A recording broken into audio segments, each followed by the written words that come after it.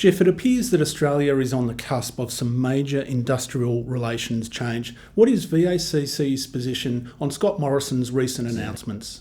So the Morrison Government have announced a whole lot of changes and they're calling it the New Accord.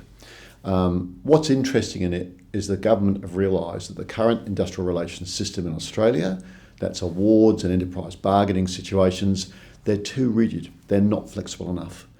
As we come out of COVID, the government's looking at anything where they can get productivity raises and where they can get industry working. The unions have said they're actually going to sit down with the government and start a dialogue.